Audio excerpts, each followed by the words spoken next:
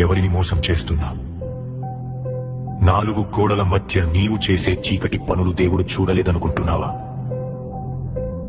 బయటకి భక్తుడిలా నటిస్తూ లోపల కుళ్ళిపోయిన శవంలా మారుతున్నావు. నీ అసలు స్వరూపం చూసి నీకైనా అసహ్యం వేయడం లేదా? విను, లేఖనం ఏం చెబుతుందో విను. కుక్క తాను కక్కిన దానికి తిరిగినట్లు మూర్ఖుడు తన మూర్ఖతను మరల చేయును. మళ్ళీ అదే పాపం, మళ్ళీ అదే అబద్ధం, మళ్ళీ అదే వ్యభిచారం.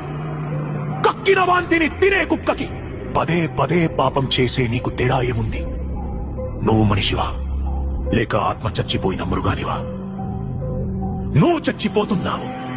నీ ఆత్మీయ జీవితం శవంలా మారి కుళ్ళిపోతుంది. దేవుని కృపను నీవు అలుసుగా తీసుకుంటున్నావు. ఆయన ప్రేమిస్తాడు నిజమే, కానీ నీ పాపాన్ని ఆయన సహించడు.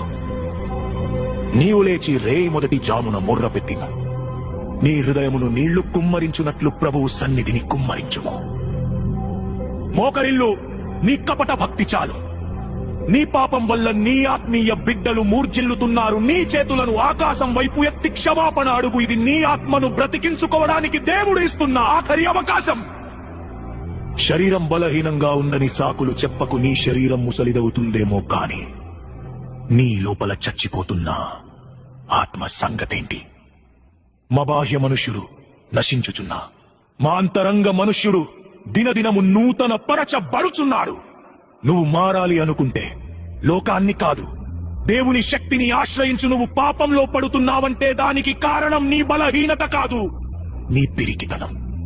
గుర్తుపెట్టుకో, దేవుడు మనకు శక్తియు ప్రేమయు ఇంద్రియ నిగ్రహములు గల ఆత్మనిచ్చెను గాని పిరికితనము గల ఆత్మ నీయలేదు.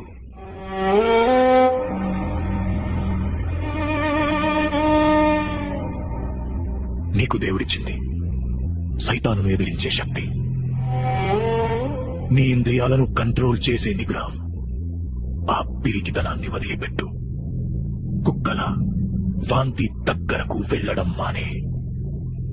ఇప్పటికైనా బుద్ధి తెచ్చుకుంటావా లేక ఆ మూర్ఖత్వంలోనే పడిచ్చేస్తావా?